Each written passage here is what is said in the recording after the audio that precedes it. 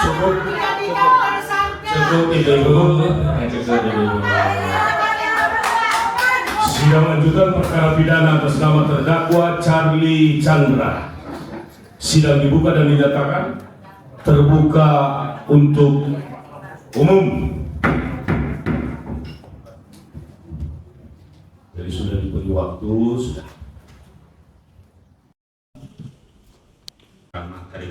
Pembelaan terdakwa kan? Ini nota pembelaan terdakwa? Terdakwa. Iya. Silakan diserahkan untuk penuntut umum juga. Oh, nah, itu.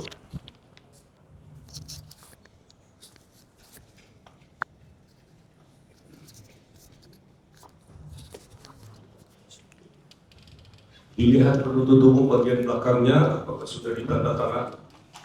Oh, nggak perlu tanda tangan nih. Akan saya tanda tangan. Oh, kita tanda tangani dulu lah. Itu ada tanda tangannya? Ya nanti dikira surat biasa. Iya.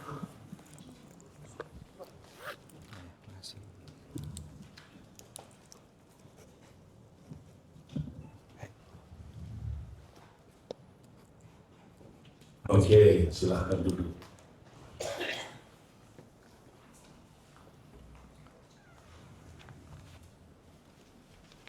Silakan untuk, kalau pegang kan agak susah, coba ditarik.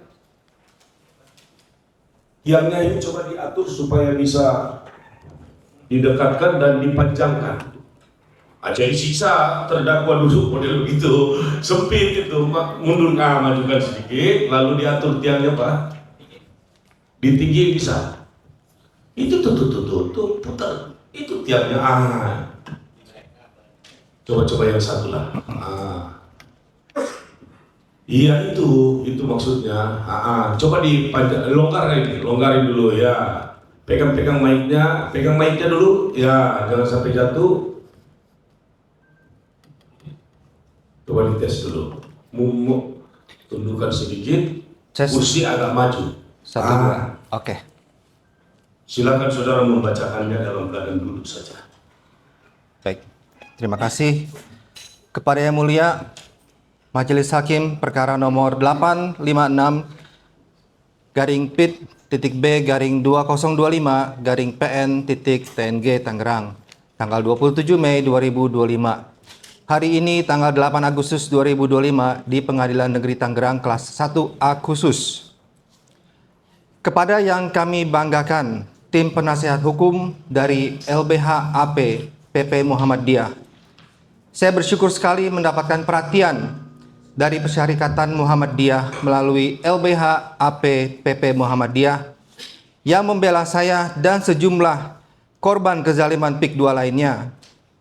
Saya masih terharu saat kasus saya ini diangkat oleh Persyarikatan Muhammadiyah.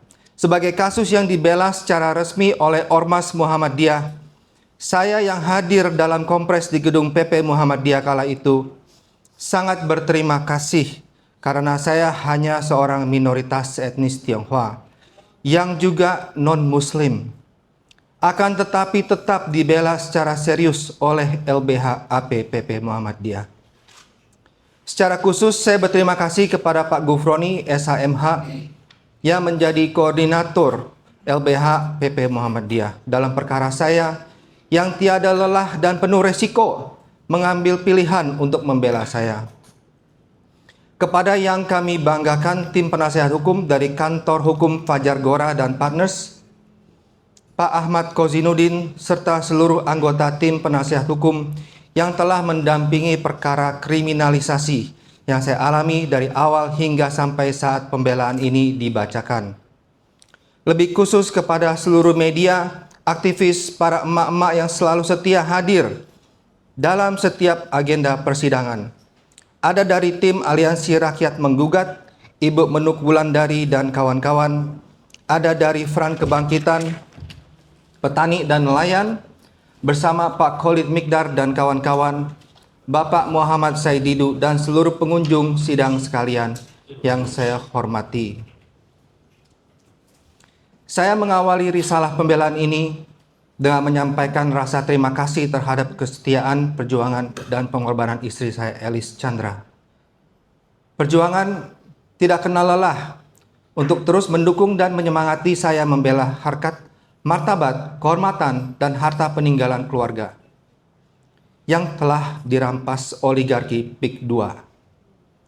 Entah dengan kalimat apa untuk mengungkapkan betapa saya bahagia dan bersyukur telah dikaruniai Tuhan seorang istri yang baik kepada saya, kepada keluarga, juga kepada anak-anak saya.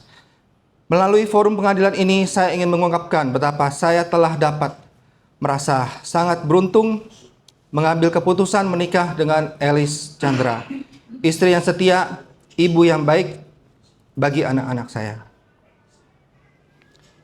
Kesetiaan itu begitu besar pengorbanannya, harga yang harus dibayar sangat mahal. Setia mendampingi suami yang difitnah sebagai mafia tanah.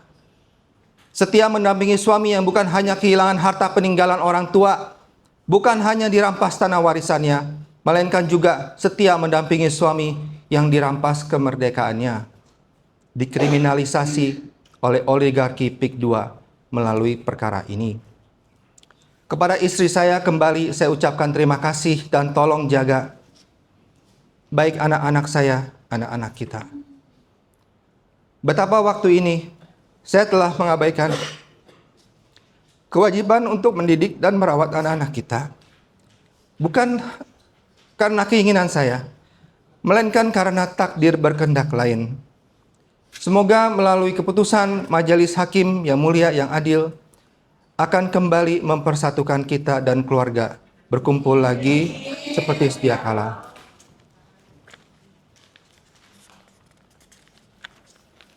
Kepada kakak saya Hendris Chandra, saya menjalani semua ini karena ingin amanah dari orang tua kita tidak terabaikan. Saya berjuang untuk membela kehormatan keluarga kita.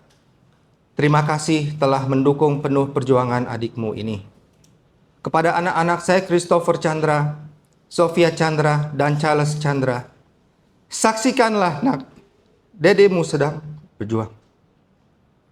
Kelak kalian akan mendapatkan cerita lengkap tentang kisah seorang Charlie Chandra yang berjuang untuk melindungi wibawa dan kehormatan serta harga diri keluarga.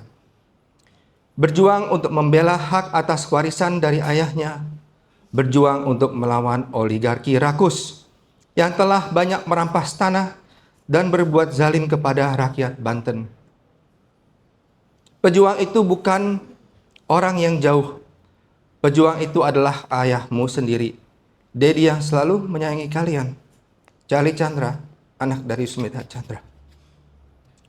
Dedi telah mengajari dan memberikan teladan kepada kalian tentang apa itu sifat perlawanan, apa itu kehormatan, apa itu Islam, apa itu sifat pahlawan. Apa itu sifat pahlawan? Terima kasih. Perlawanan, jangan sampai yang muncul perlawanan tertulis pahlawan. Ya, okay. Terima kasih yang mulia. Sama-sama. Apa itu sifat pahlawan? Apa itu kehormatan? Dan apa itu perjuangan? Dan apa yang dimaksud dengan tegar atas segala konsekuensi perjuangan? Dedi yang hanya anak seorang pengolah empang yang puluhan tahun mengais rezeki dari usaha empang, yang empang itu akhirnya dirampas oleh kerakusan bisnis properti. Dedi adalah anak dari Sumita Chandra yang selain tanahnya dirampas, masih dituduh penjahat yang melarikan diri ke Australia. Sungguh jahat sekali tuduhan itu. Mereka oligarki rakus itu telah merampas tanah sekaligus merenggut seluruh kehormatan keluarga kita.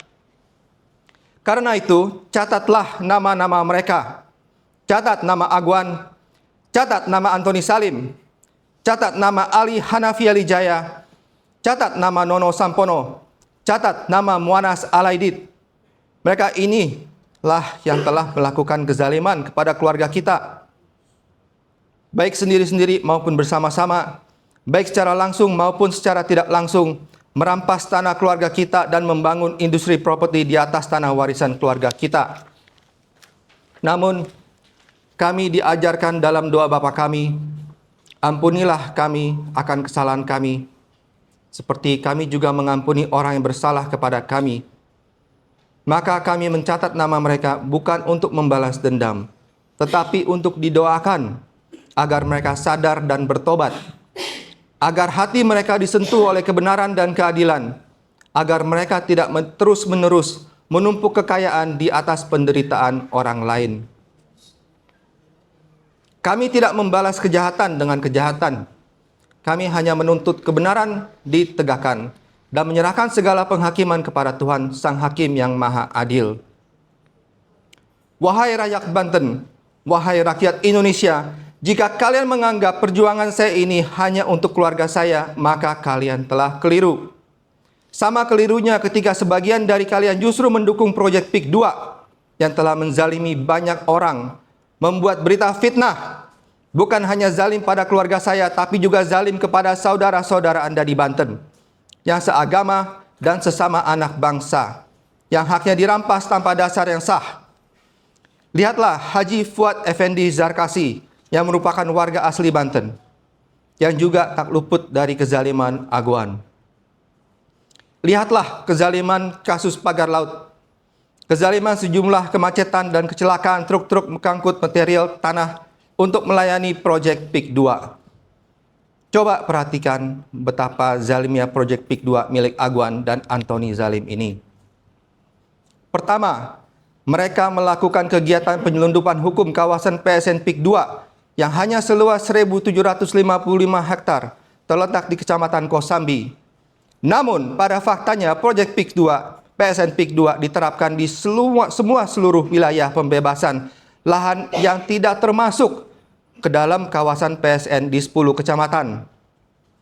9 kecamatan di Kabupaten Tangerang dan 1 kecamatan di Serang, yakni Kecamatan Teluk Naga, Paku Haji, Sepatan, Mau Krojo, Kresek, Gunung Keler, Kemiri, Mekar Baru, dan Kecamatan Tanara, Kabupaten Serang, menjadi kawasan PIK 2 yang telah mendapat fasilitas PSN.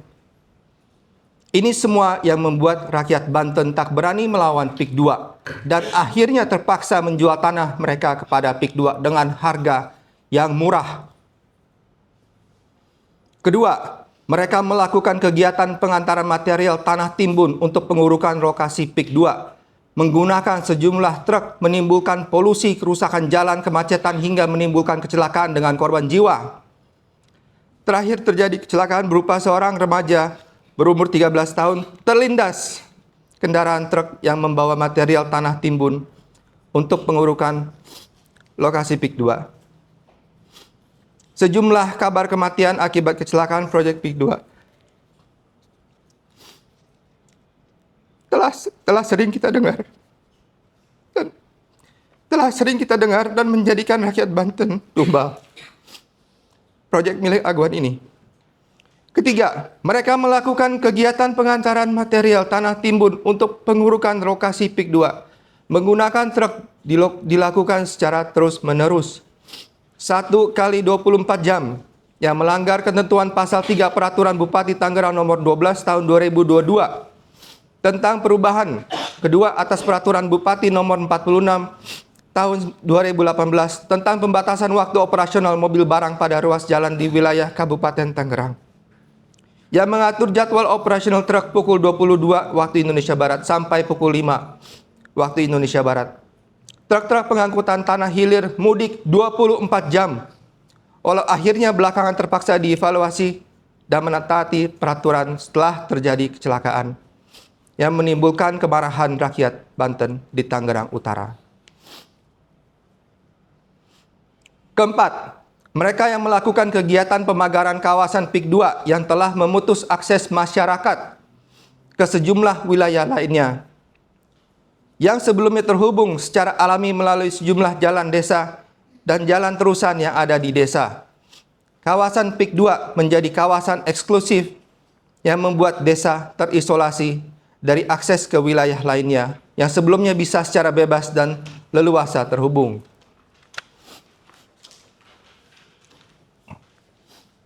Kelima, mereka melakukan kegiatan pembangunan kawasan area PIK 2 yang telah menutup sejumlah akses publik. Selain akses jalan, juga akses nelayan untuk melaut secara bebas, karena sejumlah proyek PIK 2 di kawasan pantai telah menghalangi rute nelayan untuk melaut pada jalur yang bisa dilewati. Keenam, mereka yang melakukan kegiatan pembangunan kawasan area PIK 2 yang telah merampas hak tanah rakyat karena terpaksa menjual tanah mereka dengan harga murah dan kehilangan sumber penghasilan untuk bertahan hidup, baik dari kegiatan bertani, menggarap sawah maupun mengolah tambak. Sedangkan harga yang sangat murah ditawarkan hanya 30.000 sampai 50.000 per meter tidak dapat digunakan untuk membeli tanah pengganti untuk dijadikan akses produksi dan sumber mata pencarian pengganti. Bahkan terhadap tanah keluarga saya, mereka tak membayar harga Rp1 pun. Tanah saya saat ini sudah menjadi kawasan PIK 2 yang dijual kepada customer. Bayangkan, ini adalah saudara-saudara kita sendiri, sesama anak bangsa, sesama warga negara Indonesia. Mereka telah dimiskinkan, dirampas haknya, dan terusir dari tanah leluhur mereka demi kepentingan proyek raksasa bernama PIK 2. Apabila Anda pernah menerima uang dari mereka, maka ketahuilah itu adalah uang haram yang berasal dari kezaliman, dari penderitaan orang-orang yang dirampas haknya, termasuk saya. Ketujuh, mereka melakukan pembebasan lahan yang tidak termasuk kawasan PSN di 10 kecamatan. 9 kecamatan di Kabupaten Tangerang dan 1 kecamatan di Serang, yakni di Kecamatan Teluk Naga, Paku Haji, Sepatan, Mau, Kronjo, Kresek, Gunung Keler, Kemiri, Mekar Baru, dan Kecamatan Tanara, Kabupaten Serang, menimbulkan sejumlah masalah-masalah sosial yang berkaitan dengan hak-hak masyarakat yang dirampas, diintimidasi, dan lain sebagainya. Kedelapan, mereka melalui PT Mutiara Intan Permai sebagai badan usaha pengolah dan pengembang PSN PIK 2 Tropical Coastland merampas tanah negara untuk dijadikan kawasan bisnis properti, sehingga memunculkan ancaman pertahanan dan keamanan negara melalui munculnya entitas negara dalam negara di PIK 2. Walaupun belakangan rencana jahat ini telah dibatalkan oleh Presiden Prabowo Subianto dan tidak lagi memasukkan kawasan PIK 2 sebagai proyek strategis nasional di era Presiden Prabowo Subianto. Kedelapan masalah yang ditimbulkan oleh proyek PIK 2 memang bukan merupakan fakta persidangan. Namun, 8 masalah ini saya ketahui secara langsung saat saya berinteraksi dan berjuang bersama aktivis yang peduli pada rakyat Banten. Sejumlah purnawirawan TNI dan aktivis Aliansi Rakyat Menggugat membawa perkara tersebut ke ranah hukum melalui gugatan di Pengadilan Negeri Jakarta Pusat. Namun sayangnya, informasi yang saya peroleh, Pengadilan Negeri Jakarta Pusat menghentikan kasus dengan menyatakan tidak berwenang mengadili perkara kezaliman proyek PIK 2 tersebut. Majelis Hakim yang mulia, jaksa penuntut hukum, dan sidang yang kami hormati. Sulit untuk dipercayai masih ada hukum dan keadilan di negeri ini. Setelah rakyat mengetahui secara telanjang bagaimana aparat penegak hukum tidak lagi berkhidmat kepada hukum untuk melayani rakyat, melainkan sibuk melayani kepentingan oligarki.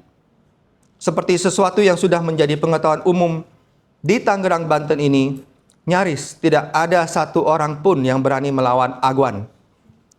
Tidak aparat penegak hukum, tidak pula para pejabatnya. Semua tunduk melayani kepentingan Agwan. Sebagai bagian dari etnis Tionghoa, saya berasa sangat prihatin dan sangat malu melihat ada sosok dari komunitas kami sendiri seperti Agwan dan Antoni Salim yang bersikap zalim terhadap rakyat kecil. Harapan saya para tokoh besar dan yang disebut sebagai 9 naga seharusnya menjadi pelindung bagi mereka yang lemah, bukan sebaliknya menjadi alat penindas.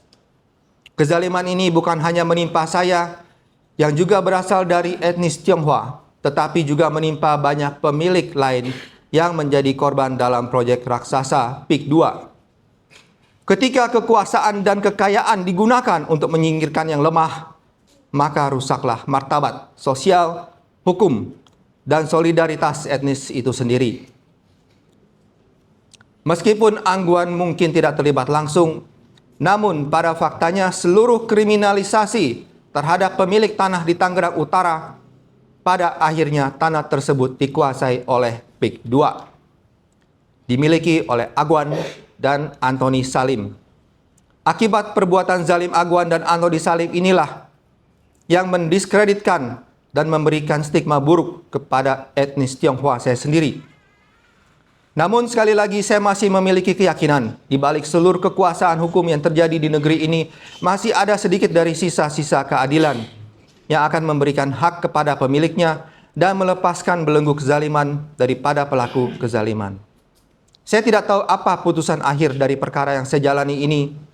Akan tetapi, saya memiliki keyakinan Majelis Hakim yang Mulia adalah wakil Tuhan, termasuk sebagian kecil dari penegak hukum yang akan menunaikan amanah, memberikan hak kepada pemiliknya, dan memberikan keadilan pada diri saya dan keluarga saya.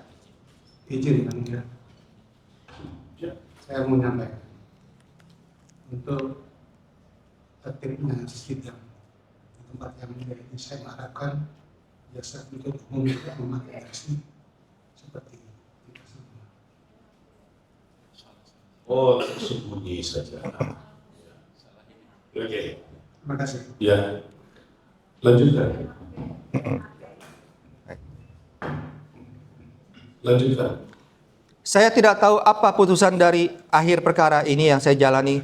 Akan tetapi saya memiliki keyakinan Majelis Hakim yang Mulia adalah wakil Tuhan, termasuk dari sebagian kecil dari penegak hukum yang akan menunaikan amanah, memberikan hak kepada pemiliknya, dan memberikan keadilan pada diri saya dan keluarga saya yang terdampak akibat kezaliman yang dilakukan oleh proyek PIK 2.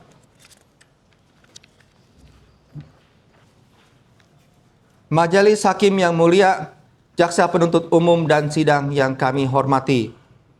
Saya adalah Charlie Chandra. Saya bukan pengusaha besar. Saya bukan orang kuat. Saya hanya seorang anak dari Smita Chandra, seorang ayah dengan etikat baik membeli tanah, membayar pajak bumi, dan membayar bangunan sejak tahun 1988. Dan mewariskannya kepada saya. Tanah itu telah terdaftar atas nama ayah saya sendiri sejak tahun 1988. Saya menjalankan hak saya sebagai ahli waris dalam satu sisi, sementara di sisi lainnya saya menjalankan kewajiban untuk meneruskan amanah atas harta peninggalan orang tua saya. Tapi bagaimana saya bisa menjelaskan kepada anak-anak saya bahwa ayah mereka yang tidak pernah mencuri, tidak pernah merampas hak orang lain, justru ditangkap, difoto sebagai buronan, dan wajahnya ditempel di depan sekolah mereka sendiri. Anak-anak saya yang tak bersalah ikut dihukum secara sosial hanya karena ayahnya menolak menjual tanah warisan kepada PIK 2. Anak-anak saya juga dihukum secara mental dan psikologi. Tak dapat rasa kasih dan bimbingan dari ayahnya karena kemerdekaan ayahnya telah direnggut di dalam penjara atas nama hukum.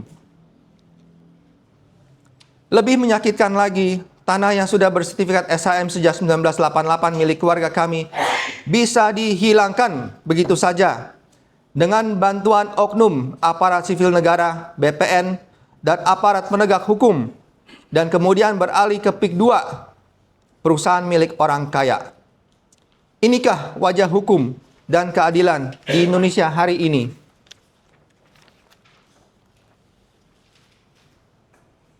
Fakta penguasaan dan penyerobotan tanah. Majelis Hakim yang Mulia, Jaksa Penuntut Umum dan sidang yang kami hormati. Perkara ini bukan persoalan pidana, melainkan perampasan dan kriminalisasi serta rekayasa kasus terhadap pemilik yang sah. Balik nama waris adalah hak dan prosedural, bukan kejahatan. Dalam persidangan telah terbukti bahwa keluarga kami telah menguasai fisik tanah sejak tahun 1988. Kami memiliki foto-foto, ada keterangan saksi yang menggarap tanah itu, ada perjanjian sewa-menyewa, ada izin sewa dari BCA, dan bukti pembayaran PBB yang rutin sejak 1988. Sementara itu, saksi Kelana yang mengaku sebagai ahli waris dari Tepitnyo dibayar 5 juta rupiah untuk tanda tangan surat kuasa ke PT Mandiri Bangun Makmur. Hanya menyatakan pernah mendengar bahwa keluarganya menguasai tanah itu berdasarkan cerita pamannya. Tidak bisa memberikan bukti-bukti apapun. Tapi justru kesaksian yang seperti ini yang dipakai polisi dan jaksa penuntut umum. Pada tahun 2013, penyewa sah kami Uncai dan Hengki diusir oleh sekelompok orang tak dikenal yang kemudian menduduki tanah tambak milik keluarga kami secara paksa. PT Mandiri Bangun Makmur kemudian mengaku telah menguasai tanah tersebut sejak tahun 2015. Namun tidak pernah menunjukkan alas hak apapun. Yang lebih mencengkangkan, tanah yang mereka duduki secara fisik adalah SHM nomor 5 Lemo. Masih tercatat atas nama Sumita Chandra, ayah saya sendiri. Inilah yang oleh ahli pertanahan Dr. Arsin Lukman disebut sebagai penguasaan ilegal atau illegal occupation. Karena menurut hukum pertanahan, penguasaan fisik baru sah jika didukung oleh alas hak yang sah. Dan hal ini alas hak yang sah adalah sertifikat hak milik nomor 5 yang berada atas nama keluarga kami sejak 1988. Tentang balik nama sesuai prosedur hukum. Majelis Hakim yang mulia, jaksa penuntut umum dan sidang yang kami hormati. Surat kuasa yang saya berikan ke Notaris Sukamto bukan untuk menjual tanah, melainkan murni untuk mencatat hak waris saya sendiri atas nama ayah saya, Sumita Chandra. Bagaimana diatur dalam hukum pertanahan?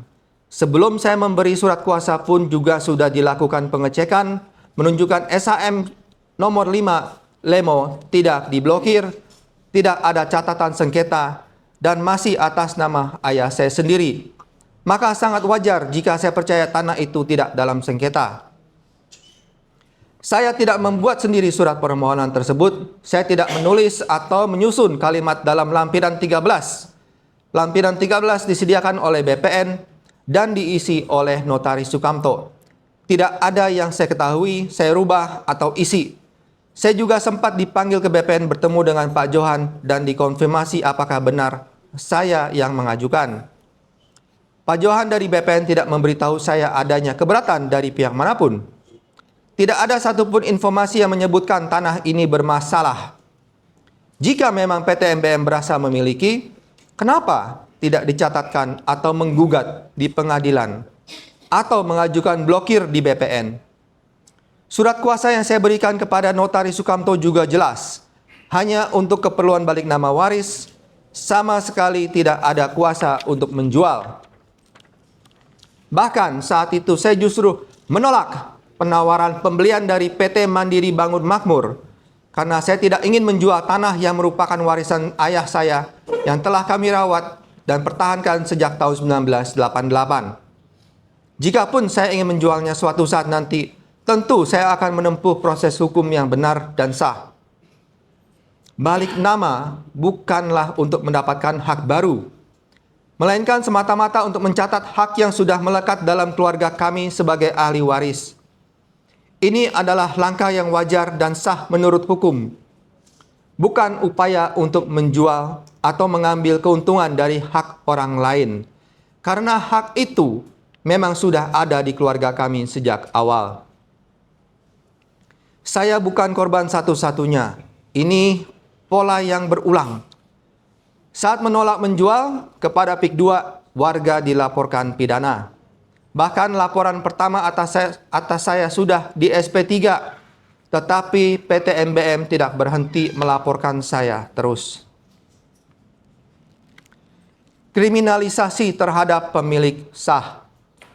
Majelis Hakim yang mulia, jaksa penuntut umum dan sidang yang kami hormati. Saya telah berjuang ke berbagai institusi untuk mencari keadilan. Pada tanggal 13 November 2023, saya datang ke DPR RI untuk bertemu langsung dengan Ketua Panja Mafia Tanah Komisi 2, Bapak Junimat Girsang. Mereka berjanji akan membantu dan memanggil pihak PT Agung Sedayu. Namun, hanya 3 hari kemudian, saya justru ditetapkan sebagai tersangka. Saya kembali datang ke DPR Komisi 3 pada 4 Maret 2025 untuk menyampaikan kejanggalan kriminalisasi atas diri saya. Tapi 2 bulan kemudian, perjuangan saya mencari keadilan justru berakhir dengan penghinaan terhadap martabat saya dan keluarga. Saya ditangkap pada hari yang sama dengan panggilan pertama sebagai tersangka. Padahal saya baru menerima surat panggilan itu sehari sebelumnya, yaitu hari Minggu. Kami bahkan sudah ke Polda Banten dan hanya meminta 3 hari saja untuk datang secara patuh. Tapi polisi justru memilih menangkap saya seperti buronan teroris. Yang lebih menyakitkan, foto saya dengan label DPO ditempel di depan sekolah anak saya sepanjang jalan perumahan, disebar melalui sosial media seolah-olah saya ini penjahat berat. Jika anak saya melihatnya, teman-teman sekolah yang melihatnya, apa sebenarnya kesalahan saya? Apakah mencatatan hak waris atas nama orang tua sendiri kini dianggap sebagai kejahatan? Ironisnya, justru mereka yang mengusir kami dari tanah warisan keluarga. Mereka yang merampas hak kami dibiarkan seolah-olah tidak bersalah. Saya bahkan dipanggil sebagai tersangka sebelum ada surat resmi penetapan sebagai tersangka. Padahal saat itu, kami masih menunggu hasil gelar perkara di Wasidik Mabes Polri. Gelar perkara yang seharusnya menjadi forum untuk menilai apakah perkara ini layak naik ke proses pidana. Namun proses itu dilangkai begitu saja. Saya diperlakukan seolah-olah sudah pasti bersalah, bahkan sebelum hasil gelar perkara keluar. Saya bertanya kepada saya sendiri dan kepada negara ini, apakah memang pantas seorang anak yang hanya mencatatkan warisan dari ayahnya harus difitnah, ditangkap, difoto sebagai buronan, dan dipermalukan di depan umum? Semua ini terjadi hanya karena satu belangko administratif lampiran 13 dari BPN yang diisi oleh notaris yang secara hukum berwenang. Saya tidak mengetahui teknis pengisiannya. Saya hanya memberi kuasa untuk balik nama waris, bukan untuk menjual, memalsukan, melakukan perbuatan melawan hukum, atau merebut tanah milik orang lain. Tapi saya yang ditangkap, saya yang dipermalukan. Sementara dalam kasus lain pembuatan 263 SHGB di atas laut, Arsin, kepala desa Kohot, masih bebas di luar. Pemilik SHGB di atas laut juga masih bebas berkeliaran. Ali Anafia Lijaya masih belum tersentuh hukum, padahal namanya sudah disebut-sebut dan seluruh sertifikat di pagar laut telah diakui sebagai milik Agung Sedayu Group melalui anak usaha mereka, PT Intan Agung Makmur dan PT Cahaya Inti Sentosa. Pagar laut juga masih berdiri kokoh, aktivitas reklamasi pantai oleh Agung Sedayu Group juga jalan terus. Di mana hukum? Di mana keadilan? Saya bertanya, apa gunanya DPR jika rakyat kecil tetap dikriminalisasi? Apa gunanya pengaduan jika kami justru dikorbankan?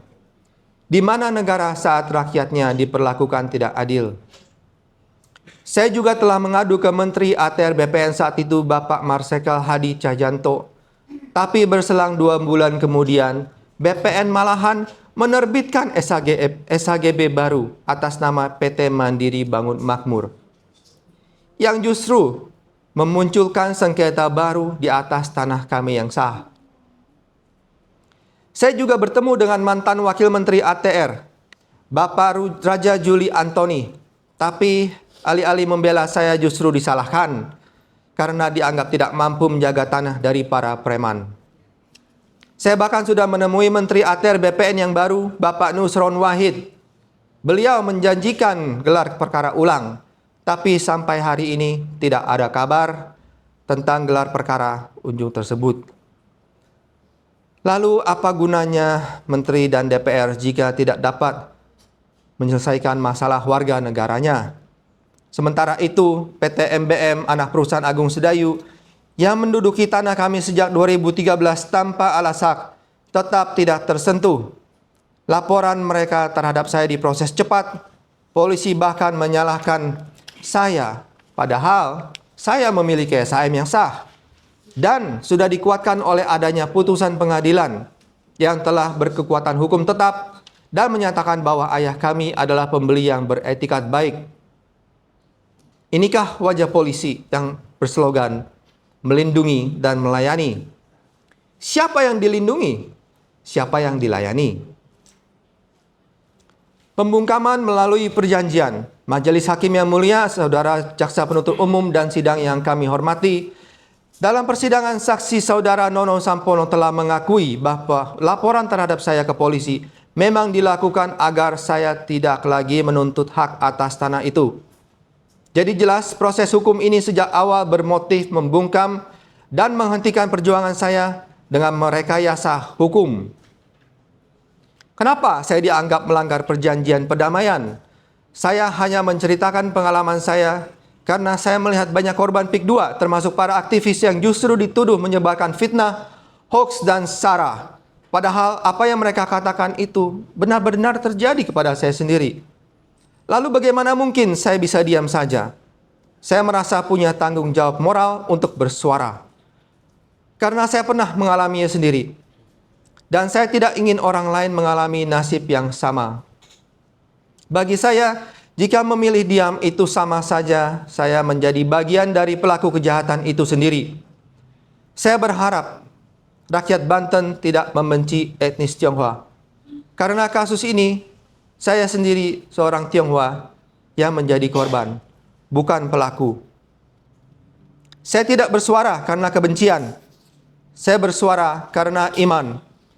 Saya tidak berbicara karena ambisi duniawi, tapi karena saya merasa dipanggil oleh Tuhan untuk menyatakan kebenaran dan menolak tunduk kepada ketidakadilan.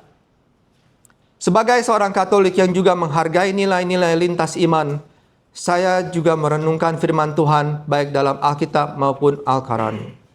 Ayat-ayat suci ini telah menyentuh hati saya dan menjadi landasan moral atas keberanian saya bersuara. Dalam Quran surah Al-Baqarah ayat 42, dan janganlah kamu campur adukan kebenaran dengan kebatilan, dan janganlah kamu sembunyikan kebenaran, sedangkan kamu mengetahuinya. Dalam surah An-Nisa ayat 135, janganlah kamu penegak keadilan menjadi saksi karena Allah walaupun terhadap diri kamu sendiri. Dalam surah Al-Maidah ayat 8, janganlah kebencianmu terhadap satu kaum mendorong kamu untuk berlaku tidak adil. Berlaku adillah karena adil itu lebih dekat kepada takwa. Dan dalam perenungan saya bersama komunitas Katolik, saya juga membaca Matius 10 ayat 26. Jadi janganlah kamu takut pada mereka, karena tidak ada suatu pun yang tertutup yang tidak akan terbuka. Tidak ada suatu pun yang tersembunyi yang tidak akan diketahui. Ayat ini menjadi perintah langsung bagi saya untuk tidak takut menyatakan kebenaran. Bahkan saat ancaman dan tekanan datang, karena saya yakin Tuhan menyertai saya. Dan apa yang saya lakukan bukanlah pemberontakan, tetapi ketaatan kepada panggilan iman. Saya hanyalah seorang anak yang ingin menjaga amanah ayahnya, memperjuangkan hak waris keluarganya, dan menolak membiarkan kebenaran dikubur demi kenyamanan para penguasa. Saya bersaksi bukan karena saya kuat, tapi karena saya percaya kebenaran berasal dari Tuhan dan berbohong atau diam saat tahu kebenaran, itulah bentuk pengkhianatan terhadap iman saya. Perjanjian perdamaian yang pernah dibuat tidak mengandung pasal larangan berbicara atau berekspresi. Tidak ada klausul kerahasiaan. Sebuah perjanjian tidak bisa digunakan untuk membungkam ekspresi jika tidak ditulis secara eksplisit. Satu bola boleh dilihat dari dua sisi yang berbeda, tapi hukum tetap mengikat pada apa yang tertulis dan tidak ada satupun pasal yang dalam perjanjian itu saya langgar. Saya ingin bertanya, Apa gunanya sertifikat hak milik jika negara tidak bisa melindungi pemiliknya? Apa gunanya membayar PBB selama 35 tahun jika BPN bisa menerbitkan SHGB baru dan membuat kami sebagai pihak yang bersengketa? Ironisnya, pihak yang mengusir kami dan menduduki tanah kami secara ilegal justru menuduh saya membuat surat palsu. Mereka mencari kesalahan saya. Seperti, kenapa tidak memberitahu BPN tentang putusan pidana? BPN tidak tahu mengenai putusan ini. Saya menjawab, BPN sudah tahu. Karena dalam putusan 82-PDT-G-1997 secara jelas telah disebutkan adanya putusan pidana yang berkaitan dengan objek tanah tersebut. BPN sendiri telah menjadi pihak tergugat. Bahkan BPN mengajukan eksepsi yang berarti mereka tahu dan memahami seluruh riwayat hukum dan putusan yang ada. Maka tidak masuk akal jika saya dituduh menyembunyikan sesuatu dari pihak yang sudah tahu. Sungguh rekayasa hukum yang diaminkan oleh aparat penegak hukum. Tapi, mengapa tidak ada yang bertanya? Kenapa tidak pernah menyebut putusan yang menyatakan kami sebagai pembeli yang beretikat baik dan secara tegas menyampingkan putusan pidana? Kenapa tidak ditanya kepada Nono Sampono apa dasar hukum PT MBM menduduki dan bahkan menjual tanah yang masih tercatat atas nama Sumita Chandra? Kenapa PT MBM memakai surat kuasa dari ahli waris yang sudah tidak berhak? Kenapa PT MBM tidak mengajukan blokir ke BPN jika memang mengklaim sedang bersengketa? Itu adalah kelalaian legal dari PT Mandiri Bangun Makmur. Dan kenapa Meti Rahmawati yang sudah dipanggil secara patut tidak hadir untuk membuktikan kerugian dan semua pertanyaan yang tidak bisa dijawab oleh Nono Sampono? Padahal saksi BPN Johan menyatakan bahwa permohonan balik nama kami sudah lengkap dan memenuhi syarat, tapi permohonan itu tidak diproses karena perintah atasan, bukan alasan hukum. Lebih parah lagi, dokumen rahasia kami di BPN ini bocor dan jatuh ke tangan pelapor. Ini bukan sekedar pelanggaran administrasi, tapi bukti nyata ketidaknetralan dan keberpihakan aparat sipil negara BPN dan aparat penegak hukum yang seharusnya menegakkan hukum. Putusan perdata ingkrah yang diabaikan. Majelis Hakim yang mulia, Jaksa Penuntut Umum dan sidang yang kami hormati. Hingga saat ini, AJB kami masih sah, SHM kami juga masih sah. Tidak pernah dibatalkan oleh pengadilan manapun. Justru BPN lah yang menciptakan masalah dengan menerbitkan SHGB di atas tanah yang sudah bersertifikat atas nama ayah saya. Bukannya menyelesaikan, BPN justru malah menambah sengketa. Putusan perdata kami menang dianggap seolah-olah tidak ada. Padahal, tidak ada satupun putusan pengadilan yang membatalkan AJB atau SHM kami. Tidak ada satupun pihak yang menggugat keabsahan kepemilikan kami lagi, sehingga SHM kami dibatalkan sepihak oleh BPN pada tahun 2023 hanya dengan alasan cacat administrasi. Semua fakta diabaikan bahwa kami membayar pajak selama 35 tahun. Kami memiliki SHM sejak 1988 dan penyewa kami diusir secara ilegal. Yang selalu disebut hanya putusan pidana yang menghukum pelaku kejahatan. Tidak ada yang membatalkan keabsahan SHM dan AJB yang menjadi dasarnya. Padahal sudah ada putusan perdata yang lebih tinggi dan mengesampingkan pertimbangan dalam putusan pidana terkait keabsahan AJB dan SHM yang kami miliki. Pembatalan SHM dan oleh BPN tidak sah dan melanggar hukum. Majelis Hakim yang mulia, Jaksa Penuntut Umum dan sidang yang kami hormati.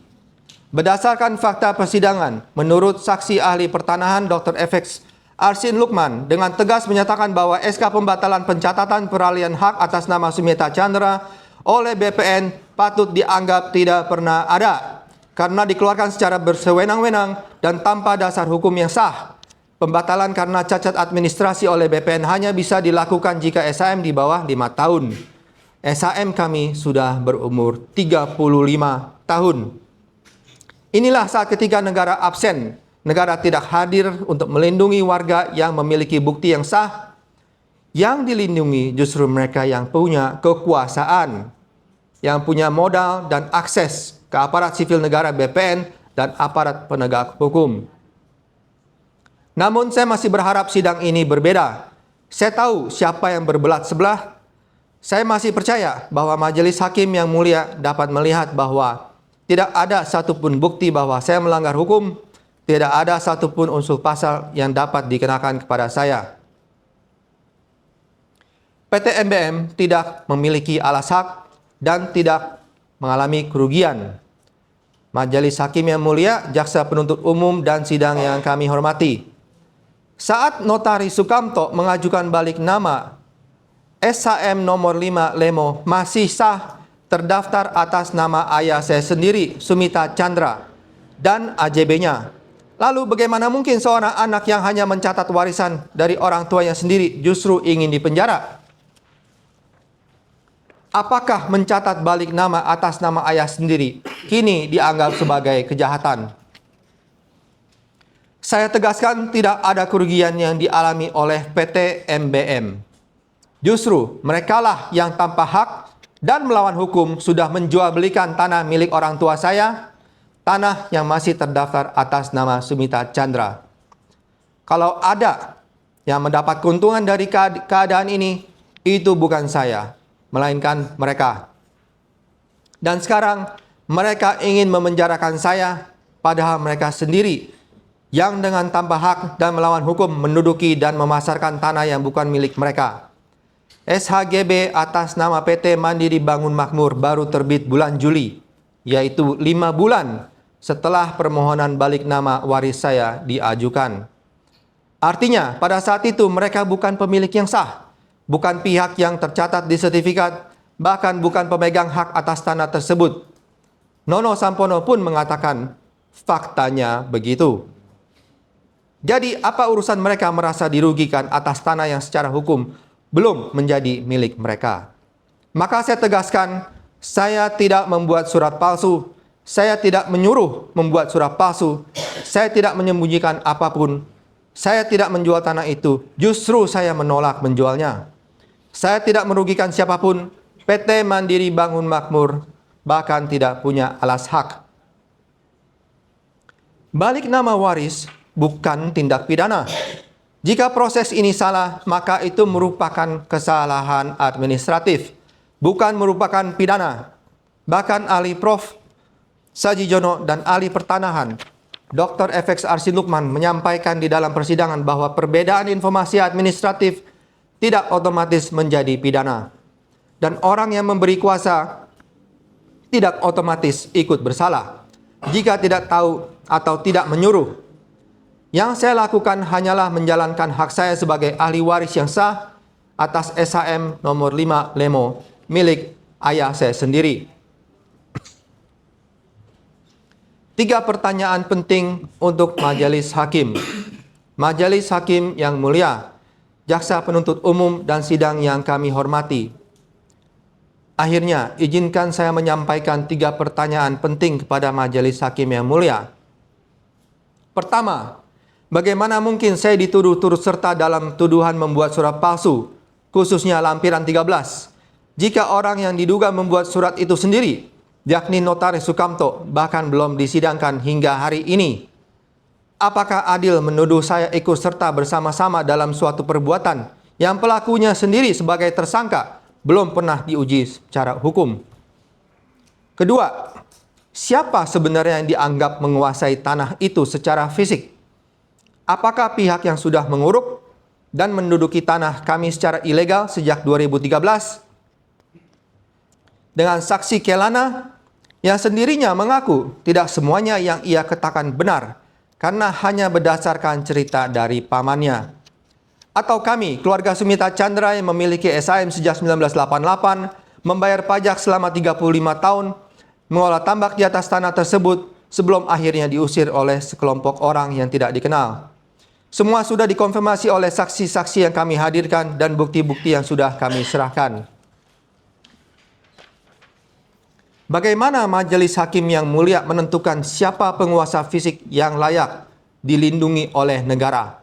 Apakah yang punya sertifikat, yang membayar pajak dan sejarah kepemilikan yang sah, atau yang mengusir kami dan menduduki tanah itu tanpa alas hak? Ketiga, siapa yang akan dilindungi oleh pengadilan ini? Apakah ahli waris Sumita Chandra, pemegang SHM sejak 1988 yang telah membayar pajak sampai 2023, yang hanya ingin melaksanakan hak warisnya dan mengurus balik nama sesuai prosedur hukum yang berlaku? Bahkan, pewaris sudah dinyatakan sebagai pembeli yang beretikat baik. Ataukah PT Mandiri Bangun Makmur milik Agwan yang telah menduduki tanah itu sejak 2013 tanpa alas hak yang sah dan melawan hukum? Bagi saya, jawabannya jelas. Saya hanya berharap bahwa pengadilan ini masih menjadi tempat terakhir bagi rakyat kecil mencari dan mendapatkan keadilan.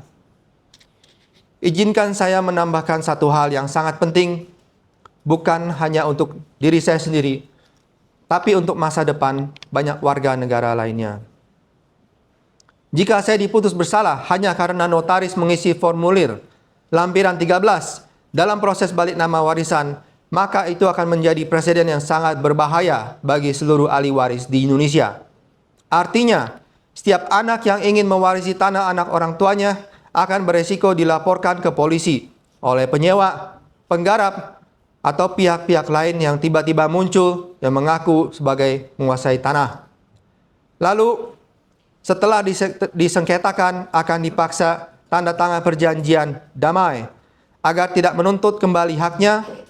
Dengan cara itu, negara secara tidak langsung memberi legitimasi kepada praktik-praktik mafia tanah yang memakai laporan pidana sebagai alat menekan. Inilah yang sedang saya hadapi.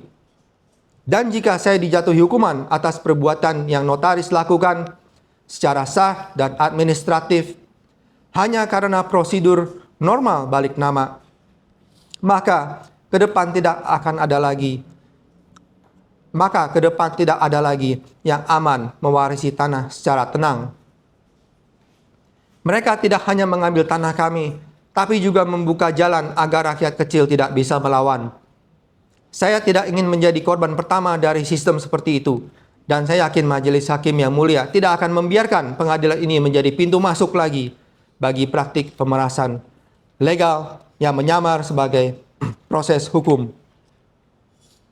Karena jika itu terjadi, tanah warisan bukan lagi milik keluarga, melainkan akan menjadi rebutan bagi mereka yang paling kuat, paling cepat melapor, dan paling lihai menyusun senario hukum. Jika pola ini dibiarkan, maka siapapun bisa menjadi korban, termasuk ahli waris rakyat biasa, maupun ahli waris dari Majelis Hakim yang mulia dan jaksa penuntut umum sendiri. Lebih dari itu, putusan ini akan menjadi jurisprudensi yang sangat buruk. Sebuah presiden yang melegitimasi laporan pidana terhadap setiap ahli waris yang hanya ingin membalik nama tanah milik orang tuanya. Saya percaya keadilan ini tidak boleh tunduk pada kekuasaan. Harapan terakhir saya untuk keadilan, Majelis Hakim yang mulia, jaksa penuntut umum dan sidang yang kami hormati, saya yakin bahwa pengadilan ini masih bisa menjadi tempat terakhir bagi rakyat kecil yang mencari keadilan. Lihat faktanya, lihat bukti-buktinya. Yang saya punya bukan kekuasaan atau pengaruh, tetapi hanya satu hal, yaitu kebenaran. Dan saya percaya keadilan sejati tidak membutuhkan lobby atau kuasa. Ia hanya membutuhkan keberanian untuk berpihak kepada yang benar. Sebagai penutup, saya ingin menegaskan bahwa satu-satunya dasar yang terus diungkit terhadap saya yakni putusan pidana nomor 596/PIT/S/1993/PN Tangerang tanggal 16 Desember 1993 setelah secara tegas dikesampingkan oleh putusan PT Bandung nomor 726/PDT/1998/PT Bandung yang menyatakan Sumita Chandra sebagai pembeli yang beretikat baik dan berhak mendapat perlindungan hukum. Putusan ini diperkuat oleh putusan kasasi nomor 3306/K/PDT/2000 dan putusan PK nomor 250/PK/PDT/2004 yang telah berkekuatan hukum. dan sampai hari ini tidak ada satupun putusan dari pengadilan negeri maupun putusan pengadilan tata usaha Petun yang membatalkan AJB dan SHM atas nama Sumita Chandra. Tidak ada. Sayangnya BPN dan aparat penegak hukum justru mengabaikan putusan-putusan ini. Semoga pengadilan ini tidak mengabaikan kebenaran dan justru ditegakkan oleh lembaga peradilan itu sendiri. Majelis Hakim yang mulia, logikanya di mana jika ahli waris di penjara hanya mencatat balik nama warisan atas tanah yang masih atas nama ayahnya sendiri, hanya karena tanah itu lebih dulu diserobot oleh pihak yang tidak punya alas hak. Dampak putusan bagi rakyat kecil dan masa depan hukum. Majelis Hakim yang mulia, jaksa penuntut umum, dan sidang yang saya hormati. Jika logika seperti ini diterima, maka artinya negara bukan lagi melindungi pemilik yang sah, tetapi justru membuka jalan bagi mereka yang paling cepat melapor, paling cepat menekan, dan paling lihai menyusun senario hukum untuk merampas tanah milik orang lain. Hukuman sekecil apapun terhadap saya akan menjadi presiden yang melegitimasi pemidanaan terhadap setiap ahli waris di negeri ini. Dan saya tidak ingin menjadi korban untuk sekian kalinya dan dari praktik semacam itu. Saya percaya Majelis Hakim yang mulia adalah wakil Tuhan, tidak akan membiarkan pengadilan ini menjadi pintu masuk untuk perampasan, bagi legitimasi perampasan. Jika saya kalah, mereka yang lain akan habis. Jika saya dimenangkan, maka harapan untuk rakyat kecil masih ada. Saya bukan hanya terdakwa, saya adalah barometer. Sebelum menutup risalah pembelaan ini, izinkan saya untuk menyampaikan pesan-pesan. Jika pengadilan tak lagi dapat memberikan keadilan, lantas kemanalah rakyat yang terzalimi dapat mencari keadilan di negeri ini? Jika hukum adalah apa yang dikehendaki oligarki, lantas masih layakkah negara ini disebut sebagai negara hukum? Jika saya tidak dibebaskan dalam kasus ini, masih adakah harapan bagi segenap rakyat untuk percaya masih ada hukum dan keadilan di negeri ini? Putusan bersalah, bahkan dengan hukuman 1 hari pun, tidak akan pernah saya terima, karena saya tahu saya tidak bersalah. Terima kasih, Majelis Hakim mulia. Baik, setelah pembacaan nota pembelaan dari terdakwa, majelis masih memberikan kesempatan kepada penasihat hukum untuk mengajukan nota pembelaan, dan majelis mengingatkan bahwa sesuai dengan perundang sidang yang lalu, ini adalah kesempatan kedua yang akan datang di Selasa itu, dan itu kesempatan terakhir agar dimaklumi. Dan dengan perlu diingatkan pula bahwa bila tertulis tidak sempat, maka lisan dibacakan, lisan pengucapannya dalam persidangan. Tapi saya punya keyakinan bahwa nota pembelaan dari penasihat hukum itu akan dalam bentuk tertulis. Okay? Baik. Dan pada besoknya itu adalah replik penuntut umum, ya, agar supaya dengan dibacakannya hari ini sudah ada kesempatan juga, diamnya sudah ada kesempatan juga bagi penuntut umum untuk menyiapkan nota repliknya jika ada, ya. Dan kalau memang disetujui replik dan duplik oleh karena pengulangan, tapi ini berpulang pada penuntut umum dan penasihat hukum, bila diserahkan saja boleh, bila mau dibacakan juga boleh replik dan duplik, ya. Oke. Sebelum sidang ditutup, kita akan umumkan penundaannya adalah Selasa tanggal 12 Agustus tahun 2025, ya. Dan ya persidangannya jam 11, ya, lebih cepat lebih bagus. Oke? Ya. Ada yang mau disampaikan penasihat hukum? Cukup, yang mulia. Cukup. Terdakwa ada yang mau disampaikan? Cukup, yang mulia. Ada yang mau disampaikan penuntut umum? Cukup. Baik, kita akan bertemu dan kami juga mengucapkan terima kasih atas kelancaran persidangan ini. Sidang selesai, sidang ditutup. Terima kasih.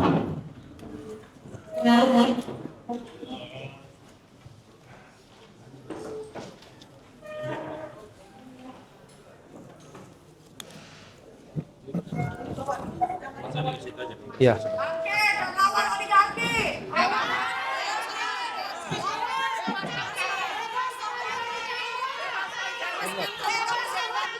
Luar biasa. Pak cari dulu yang bicara karena mau pamit ya. Silakan Pak. Jujur aja, saya rasa sudah lumayan jelas perkara ini. Sangat jelas. Dan kalau masih saya dinyatakan bersalah, saya nggak tahu ke depannya seperti apa negara kita ini. Ini bukan sertifikat yang dituduh palsu, bukan. Padahal di berita wartawan bilang Charlie memalsukan sertifikat tanah, surat tanah. Bukan. Lampiran 13 itu blanko yang disediakan oleh BPN. Itu notaris yang ngisi. Dan permasalahannya apa? Sebenarnya tidak ada masalah. BPN sudah menyatakan itu sudah lengkap, sudah sesuai dengan syarat. Tapi tiba-tiba PT Mandiri Bangun Makmur ini menyatakan, kok lu menyatakan lu yang menguasai fisik, kita yang menguasai fisik gitu. Tapi kan PT MBM nggak ada alas hak, nggak ada sertifikat. Masa yang menyerobot itu yang mau dilindungi oleh negara, ya kan? Jadi pernyataan dalam lampiran 13 itu menurut saya sudah benar. Pertama, memang tidak ada sengketa. Karena BPN sendiri mengeluarkan surat tidak ada sengketa. Itu yang hasil pengecekan sertifikat. Dan kedua, memang kami yang menguasai fisik. Karena kenapa? Kami yang mempunyai sertifikat. Notarisnya sendiri bilang, fisik yang menguasai fisik itu adalah yang memiliki sertifikat. Jadi semua sudah benar. Tidak ada yang palsu. Jadi para media mohon beritakan yang benar. Mohon beritakan yang benar. Terima kasih. Ada Bu Dr. Tifa, ada Pak Al-Katiri dan yang lainnya. Dr. Tifa semua terima kasih. Saya Dr. Tifa